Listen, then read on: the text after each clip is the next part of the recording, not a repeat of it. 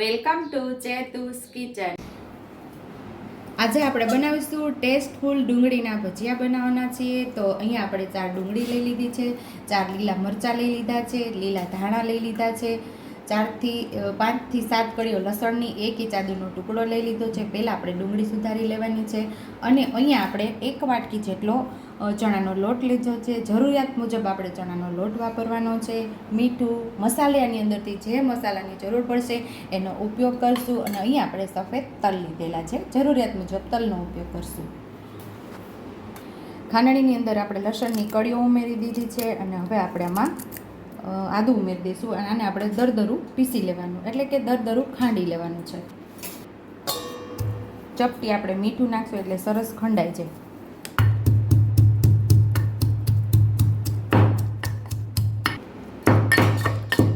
આદુ ને લસણને ખાંડી લીધા છે, તો સાઈડ ઉપર હવે રાખી દઈશું. તો અહીં આપણે બધી ડુંગળીને છોલી લઈશું.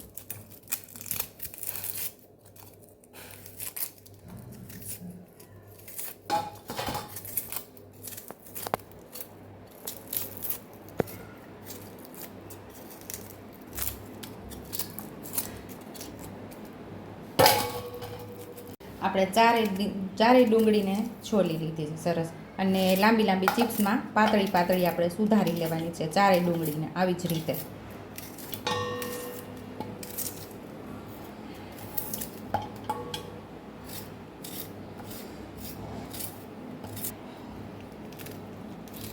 મરચાંને 4 કાપા પાડી અને આપણે ઝીણા ઝીણા કટકી કરી લેવાની છે.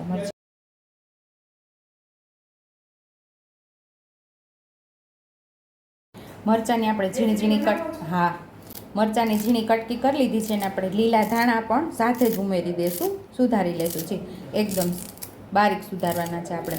અને દાંડલી સહિત સુધારશું એટલે એનો સ્વાદ બહુ મસ્ત એવો આવશે આપણા ભજીયાની અંદર. લીલા ધાણા આપણે સુધારી લીધા છે અને ચપટી અજમા લીધા છે, એને મસળીને આપણે ઉમેરી દઈશું આની અંદર.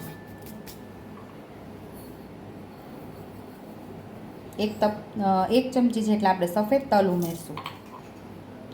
સ્વાદ મુજબ આપણે મીઠું ઉમેરશું. 5 ચમચી જેટલી હળદર ઉમેરશું. અડધી ચમચી જેટલું લાલ મરચું પાવડર, અડધી ચમચી જેટલું ધાણા જીરું, 5 ચમચી જેટલી હિંગ ઉમેરશું.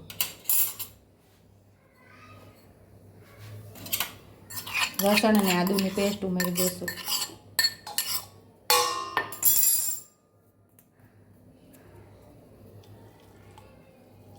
આપણે ચણાનો લોટ ઉમેરી દઈશું. પહેલાં અડધો જ ઉમેરશું, જે પ્રમાણે જોશે પાણી છૂટશે એ પ્રમાણે ચણાનો લોટ આપણે ઉમેરવાનો છે. એકદમ ડુંગળીમાં મસળી અને આપણે ચણાને લોટને મિક્સ કરી દેવાનો છે. અડધું આપણે લીંબુ ઉમેરશું.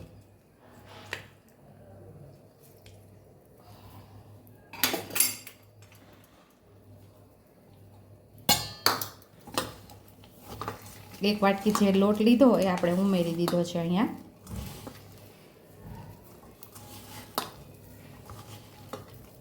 સાઈડ ઉપર આપણે તેલ પણ ગરમ થવા રાખી દીધું છે. આછો મેં તેલવાળો હાથ કરી લીધો છે. આવી રીતે જ આપણે લોટ મિક્સ કરવાનો છે. એકદમ આપણે આ ડોવાનું નથી, એટલું ટીકી વળે ને એ રીતે આપણે કરવાનું છે.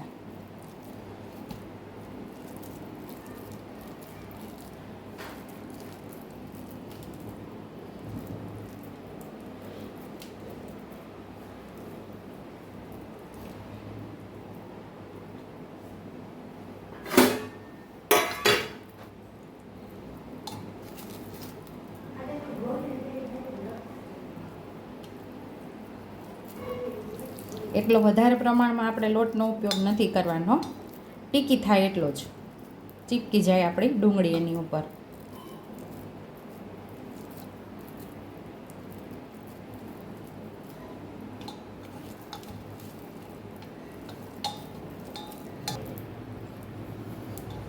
આપણે ટીકી તૈયાર કરી લીધી છે. હવે આપણે તેલ ગરમ થઈ ગયું છે, તળી લેશું.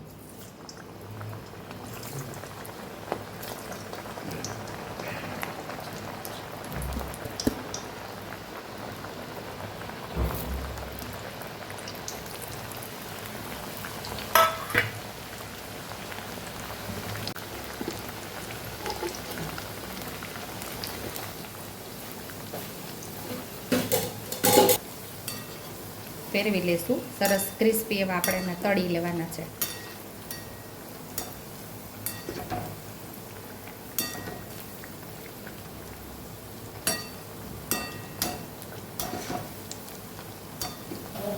તો મસ્ત એવા ઉપરથી ક્રિસ્પી થઈ ગયા છે. તો આપણે ડીશની અંદર બહાર લઈ લઈશું. તો બધા જ આપણે ડુંગળીના ભજીયાને આવી જ રીતે તૈયાર કરવાના છે.